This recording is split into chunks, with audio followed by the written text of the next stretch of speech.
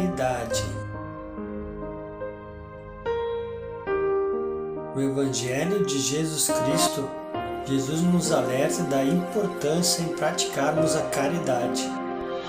Em Mateus, capítulo 25, versículo do 31 ao 46. Quando o Filho do Homem vier em sua glória com todos os anjos, ele se assentará em seu trono na glória celestial. Todas as nações serão reunidas diante dele, e ele separará uma das outras, como o pastor separa as ovelhas dos bodes, e colocará as ovelhas à sua direita e os bodes à sua esquerda. Então o rei dirá aos que estiverem à sua direita: Venham, benditos de meu Pai, recebo como herança o reino que foi preparado para vocês desde a criação do mundo. Pois eu tive fome e vocês me deram de comer, tive sede e vocês me deram de beber, fui estrangeiro e vocês me acolheram, necessitei de roupas e vocês me vestiram, estive enfermo e vocês cuidaram de mim, estive preso e vocês me visitaram. Então os justos lhe responderão: Senhor, quando te vimos com fome e te demos de comer? Ou com sede e te demos de beber?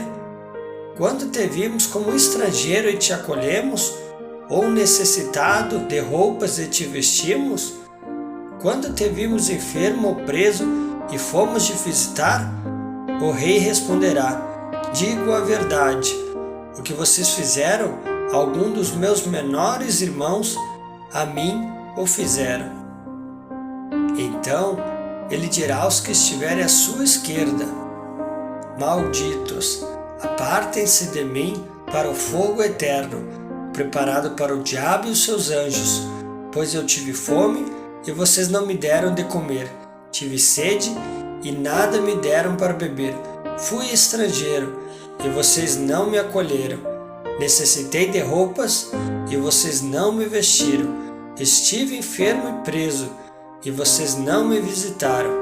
Eles também responderão: Senhor, quando te vimos com fome ou com sede, ou estrangeiro ou necessitado de roupas, ou enfermo ou preso, e não te ajudamos?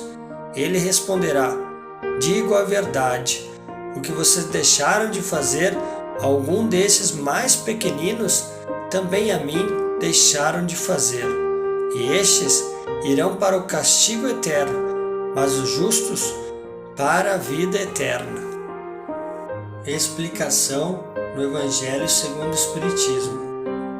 No quadro que traçou do juízo final, deve-se, como em muitas outras coisas, separar o que é apenas figura, alegoria. Há homens, como os que a quem falava, ainda incapazes de compreender as questões puramente espirituais, tinha ele de apresentar imagens materiais chocantes e próprias a impressionar, para melhor aprenderem o que dizia. Tinha mesmo de não se afastar muito das ideias correntes quanto à forma, reservando sempre ao porvir a verdadeira interpretação de suas palavras e dos pontos sobre os quais não podia explicar-se claramente. Mas, ao lado da parte acessória ou figurada do quadro, há uma ideia dominante, a da felicidade reservada ao justo e da infelicidade que espera o mal. Naquele julgamento supremo, quais os considerandos da sentença? Sobre que se baseia o libelo? Pergunta porventura o juiz se o inquirido preencheu tal ou qual formalidade, se observou mais ou menos tal ou qual prática exterior? Não. Inquire-se tão somente de uma coisa: se a caridade foi praticada, e se pronuncia assim: Passai à direita, vós que assististes os vossos irmãos, passai à esquerda, vós que fostes duros para com eles. Informa-se por acaso da ortodoxia da fé?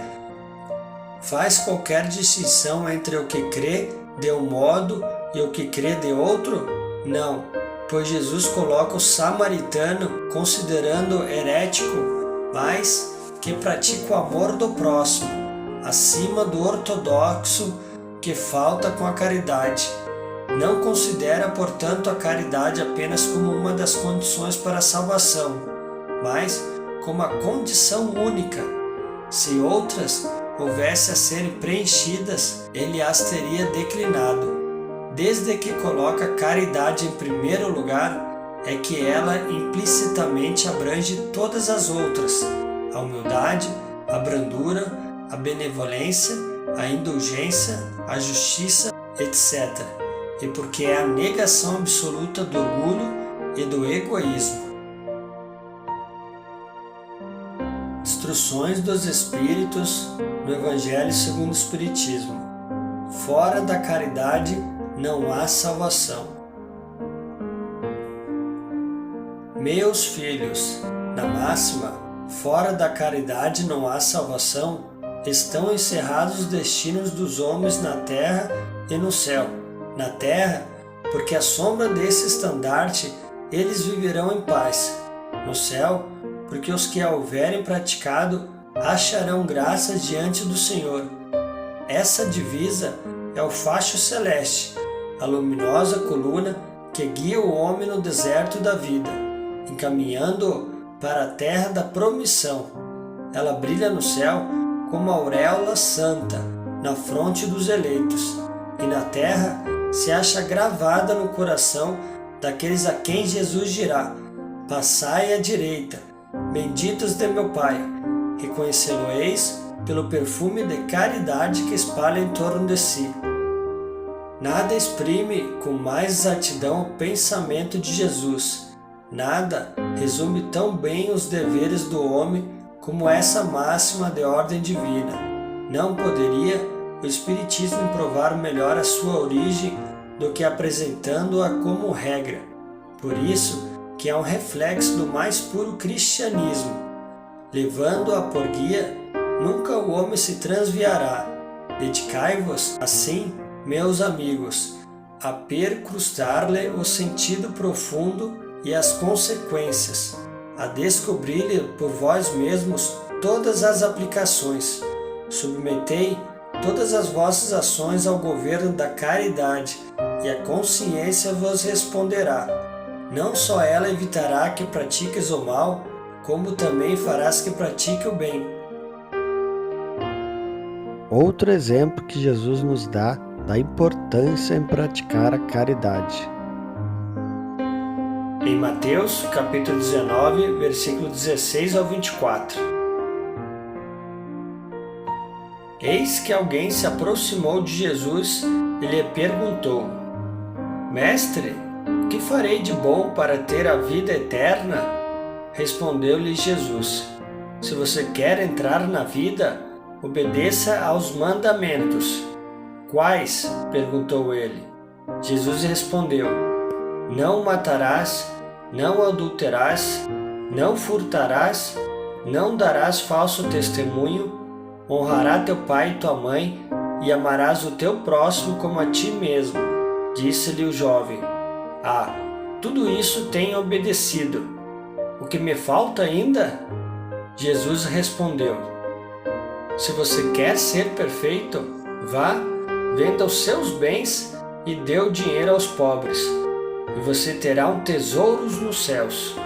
Depois, venha e siga-me. Ouvindo isso, o jovem afastou-se triste, porque tinha muitas riquezas. Então Jesus disse aos discípulos: Digo a verdade, dificilmente um rico entrará no reino dos céus. E digo ainda, é mais fácil passar um camelo pelo fundo de uma agulha do que um rico entrar no reino dos céus. Explicação no Evangelho segundo o Espiritismo. Quando Jesus disse ao moço que o inquiria sobre os meios de ganhar a vida eterna, desfaça-te de todos os teus bens e segue-me, não pretendeu de certo estabelecer como princípio absoluto que cada um deva despojar-se do que possui, e que a salvação só a esse preço se obtém, mas apenas mostrar-lhe que o apego aos bens terrenos é um obstáculo à salvação. Aquele moço se julgava quite, porque observara certos mandamentos e, no entanto, recusava-se a ideia de abandonar os bens de que era dono. Seu desejo de obter a vida eterna não ia até o extremo de adquiri-la com sacrifício. O que Jesus lhe propunha era uma prova decisiva, destinada a pôr a nu o fundamento do seu pensamento. Ele podia, sem dúvida, ser um homem perfeitamente honesto na opinião do mundo, não causar dano a ninguém, não maldizer do próximo, não ser vão nem orgulhoso, honrar seu pai e a sua mãe, mas não tinha a verdadeira caridade. Sua virtude não chegava até a abnegação. Isso o que Jesus quis demonstrar, fazer uma aplicação do princípio: fora da caridade não há salvação. A consequência dessas palavras, em sua acepção rigorosa, seria a abolição da riqueza por prejudicial à felicidade futura e como causa de uma imensidade de males na terra. Seria o demais a condenação do trabalho que a pode granjear, consequência absurda, que reconduziria o homem à vida selvagem e que por isso mesmo estaria em contradição com a lei do progresso, que é a lei de Deus. Se a riqueza é causa de muitos males, se exacerba tanto as más paixões, se provoca mesmo tantos crimes, não é a ela que devemos inculpar, mas ao homem, que dela abusa, como de todos os dons de Deus. Pelo abuso, ele torna pernicioso o que lhe poderia ser de maior utilidade. É a consequência do estado da inferioridade do mundo terrestre. Se a riqueza somente males houvesse de produzir, Deus não a teria posto na terra. Compete ao homem fazê-la produzir o bem. Se não é um alimento direto de progresso moral, é sem contestação poderoso elemento de progresso intelectual. Ninguém ordena ao Senhor que se despoje do que possua, condenando-se a uma voluntária mendicidade, porquanto o que tal fizesse tornar-se-ia em carga para a sociedade. Proceder assim fora compreender mal o desprendimento dos bens terrenos. Fora egoísmo de outro gênero, porque seria o indivíduo eximir-se da responsabilidade que a riqueza faz pesar sobre aquele que a possui. Deus a concede a quem bem lhe parece, a fim de que a administre em proveito de todos. O rico tem, pois, uma missão que ele pode embelezar e tornar proveitosa a si mesmo.